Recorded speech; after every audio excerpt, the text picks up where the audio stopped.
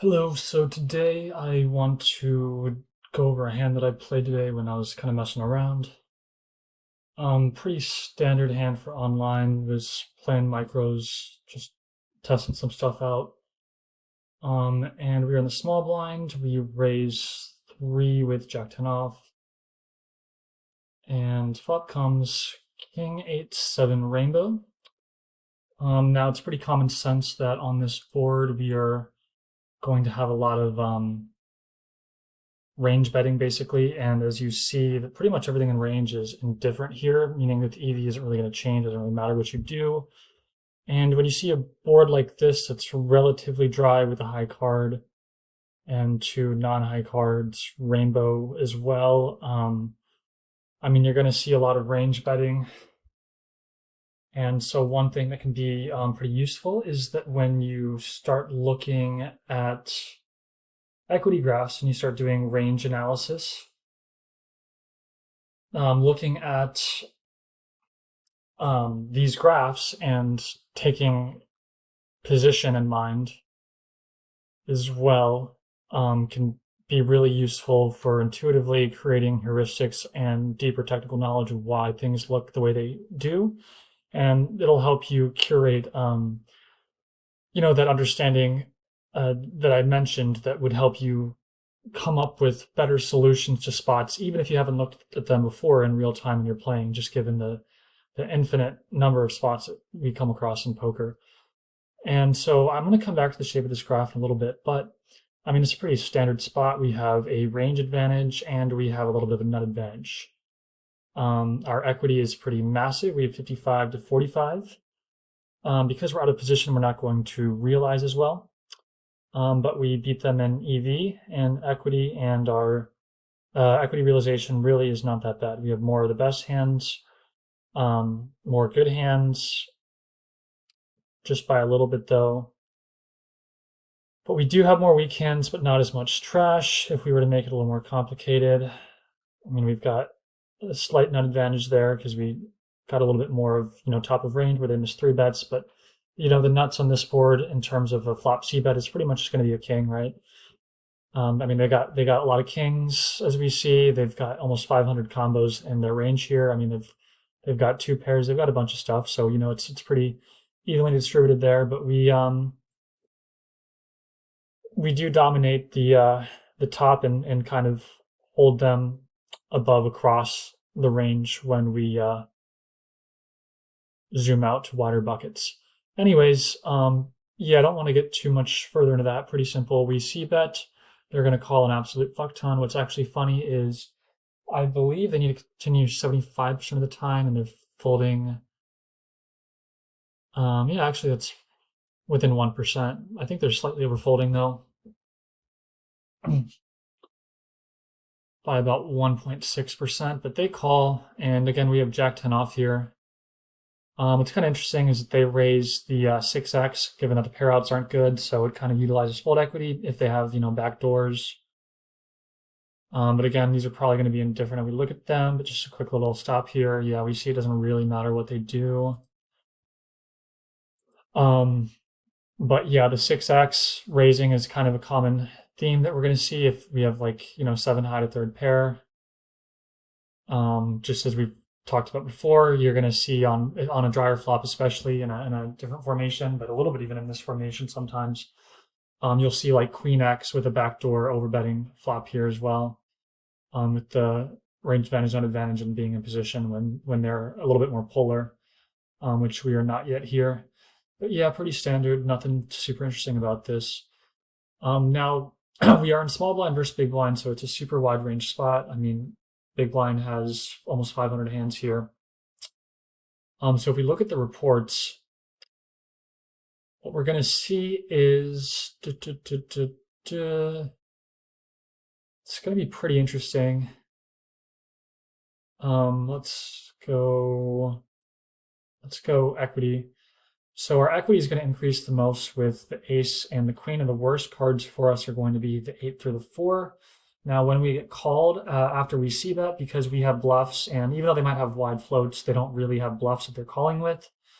In nature, we're going to have a lot of polarized turns just by the way it is. So as we see here, these are kind of drier turns that are going to help them more. We're going to be checking a lot of pairs that are not top pair, which is pretty common. And so even though we are going to be having overbetting strategies, it's kind of just to help the way that our range graph is going to, the equity graph is going to shift. But we are going to have polarizing turns that do give a lot of our junk additional equity. And a lot of those hands are going to be like Queen X, where our value, like Ace X, or not, sorry, not Ace X, King X, our value like King X is actually still going to retain value and even widen the basket, the net that it has of equity when called. So it gets to polarize very effectively when a top pair, when King X or better has a queen turn. And then the Queen X is going to pick up a lot because a lot of the hands that they 3-bet just picked up additional equity. And so if they're calling with second pairs, not only do we have more equity against that now, if we didn't already suck out, but we have more straight draws that are going to, put a lot of pressure on those sorts of marginal made hands and are also going to attain non-negligible equity against their top of range hands, which, would be basically King X and better. And so even though we're going to have polar strategies across a lot of these turns, these here are just kind of the worst for our equity itself, and then also just equity realization, because we're going to have to kind of push more polarity to get the same amount out of it. So if we look here, we're going to see, that these are the worst cards for the equity realization, and all of these are still fine. So you see they really don't like the ace and the queen. They really like these low ones for obvious reasons, and then everything else kind of in the middle. And EV-wise, it's going to look pretty much the same. I mean, in this case, they all kind of mimic each other. But it is kind of interesting to compare the figures a little bit. But anyway, in the turn, we got actually, we need to look at strategy real quick. So yeah, you're going to see, so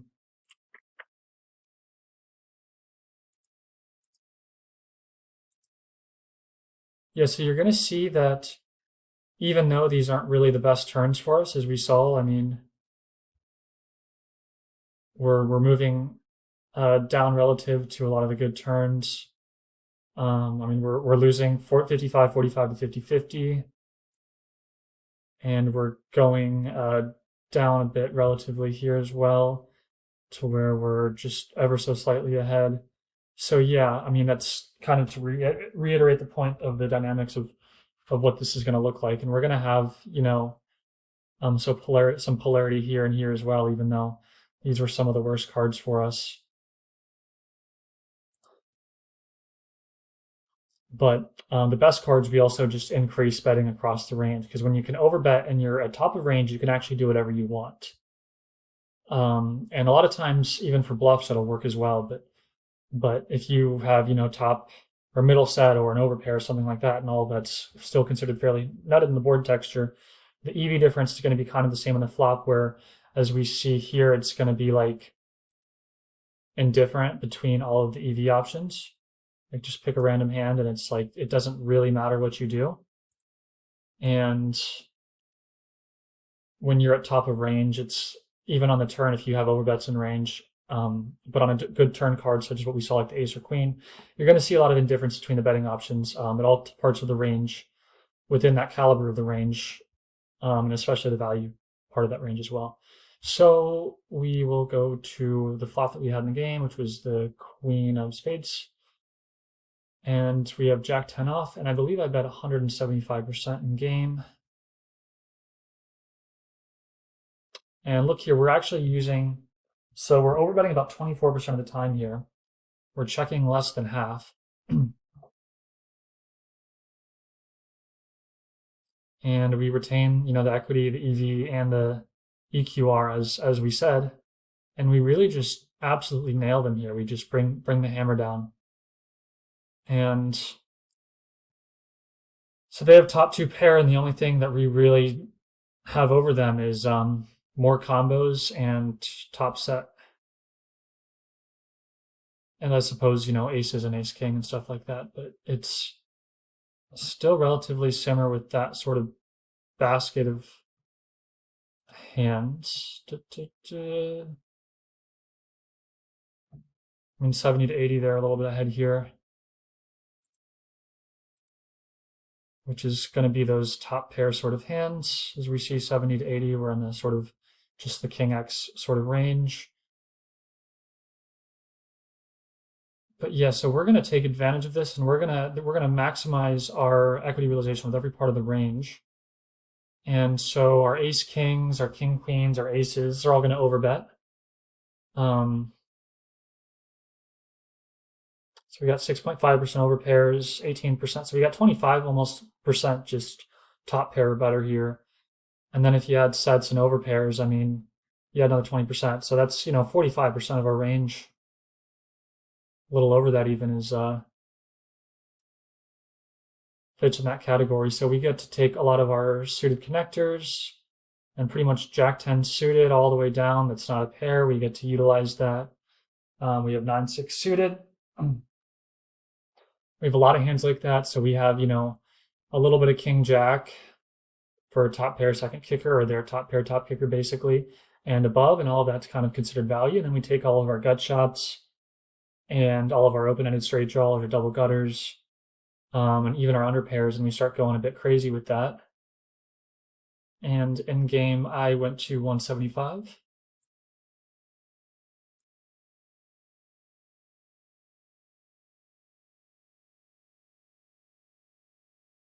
And actually, let's keep in mind real quick. Let's not ignore the 28.5% of 50% and 33%, where we take a lot of the top pair and we just go really small with it. We even take our second pair that we just turned and we go pretty small with that as well. And various ace highs will do this. We'll kind of split that with our value because, as we said, top of range hands, they can kind of do whatever they want here, and it's going to have the same sort of indifference that you're going to see on the flop when you have that same sort of equity graph as we talked about. So hopefully that makes sense. But yeah, you're going to take a lot of top pair, second pair, random ace highs, and the same sort of equity, and we're going to bet small because they still have to call with things, and they're going to call with all sorts of hands. So as you see there, like when we bet small with our kings and our queens, they have to call with pretty much any pair that they have. They're calling with 8-4 and 7-4 and even 6-4 and 7-3 and ace highs and a lot of stuff like that. Pocket nines, all these fun sorts, and even 5-6. Oh, that's an open straight draw, but you get the point. They're calling with hands that we have in pretty bad shape. Jack high gut shots that are drawing pair dead. So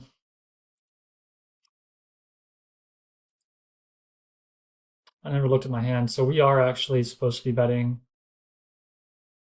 this size the most. I didn't know this. I'd never looked at a spot before, but I mean, it's pretty standard. You're going to see some pretty large sizes in blind versus blind, just given the polar nature and wide range nature of that dynamic.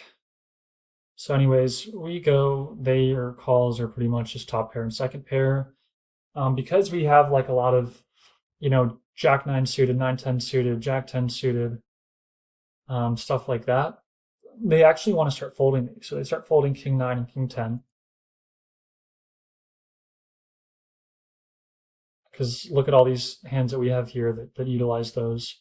Even 9-6 suited, they block that a little bit.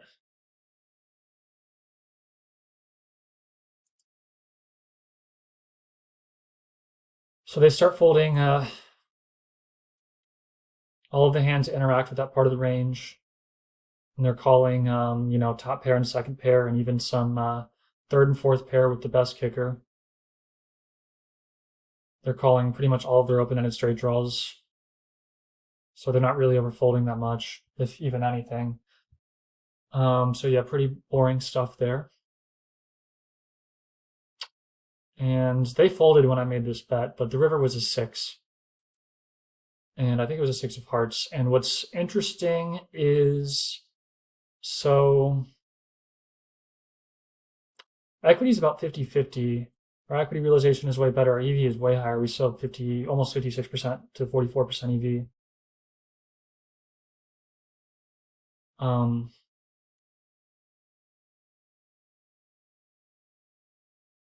And 41% of our range is total trash, which is pretty funny. But we're pretty much just sticking it in here. We got about 2x pot behind, a little less than that. And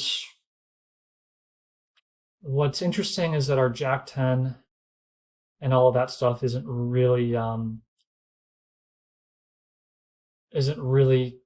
getting into it, even though we block 9-10, which is the nuts.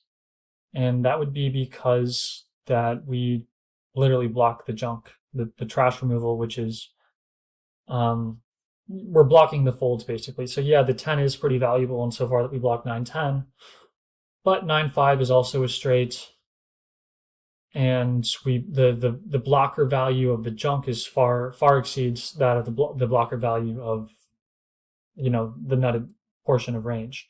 So as we remember, they actually fold a lot of the king 10 and the queen jack and stuff on the turn just because they already don't want to have a jack.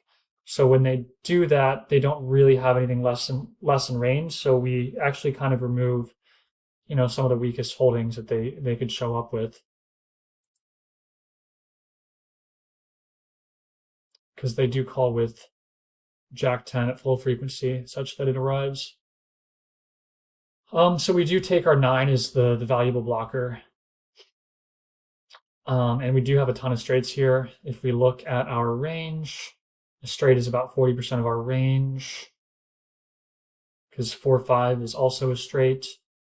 We take the 4s and the 9s basically, and we use that. And then we basically value bet, I think it's queen 8 plus, so 2 pair plus, starting at queen 8 and everything else. And then we do that same little block bet we saw with the weaker top pairs and second pairs, the queen X on the turns. We do the same thing with those same caliber of hands on the river here to keep betting control and to help maximize our equity realization. And so those hands just kind of, try to get called by worse, which they will. And we take, all of our 2 pair plus starting at queen 8. And we take all of our straights and sets, and then we take all of our 9x that missed, and we bluff with that. That's why we see Jack 9 off. It's also less combos in range, but we take our Jack 9 off and we jam that, and we keep this out here. And then to the extent that we still have it, we take the 2s and any 4x we have, and we jam there as well. So we don't have that. Yeah, so it's kind of interesting. And you see the same thing that you saw before. The 9 and the 4s are the best blockers, just like we jammed with all of our 9 and 4x. We see that's where we find the most calls. So queen 9 suited actually calls here, which is funny enough, and queen 4 suited and king 4 suited call here, which is funny enough. 2 pair calls. Because queen 8 is our value threshold, you're going to see some folds from queen 7. That's why that exists. And you see queen 9 off calls more than queen 10. I think because there's more range of this range in combo, it's a little bit like that as well. And yeah, you even see 8-4 and 8-5 call, because the 4s and the 5s are very valuable to have here, and the 9s are very valuable to have. So that's where our bluff catchers are going to come from, because the range interaction is really, really, really important. And yeah, that's about it. Now, one final note is that I did make in the beginning is that when you look at or even presume an equity graph that looks like this, when you're the pre-flop aggressor and you have an advantageous flop, when you have a range advantage and a nut advantage. Now, I talked about using this graph and that information to infer what the betting structure is going to look like, which we see right here, where it's mostly just going small. But there's a lot of nuance to this, and just because we have a graph, an equity graph that looks like this, and we're the pre-flop raiser, and obviously have the betting lead, doesn't mean that that's always going to be the strategy. So take another similar board. So you have two connected cards, and you have a board where we have the nut advantage and a range advantage all the way across the board. And this isn't necessarily true, that assumption. And as you see, if you look at the betting structure here, you're going to see we have overbetting, and we have 75%, and we have a little bit of everything here, versus if you go down here, you really just don't. You have 2.2% of any size over 1/3 pot. And the difference is they're actually kind of similar boards when you think about it, is that you have an isolated cards and two middling connected cards. And you have an isolated cards and two somewhat middling connected cards here, and it's rainbow flop on both, and you have the same equity graph pretty much. But the difference is who has the best hand and what the best hand is going to change fundamentally more with a board like this than it will with a board like this. There's going to be a lot of dry runouts where, a king king 5 is still, the best hand, and it's going to be like the winner against the vast majority of the range, and that's going to happen on a wide variety of runouts, versus on a board like this, having ace 10 or jack 10 or whatever is not going to win you the hand very often. Having a 10 on this board here will not be the winner anywhere near as often as having a king will be on this board, even though the structure of it is the same.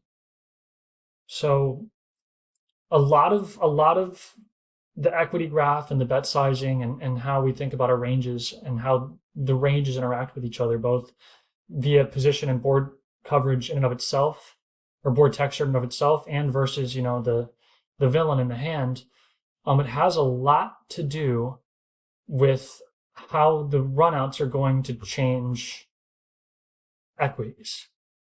So it's not necessarily just about the equity graph, but how the equity graph is likely to change on runouts with different parts of range.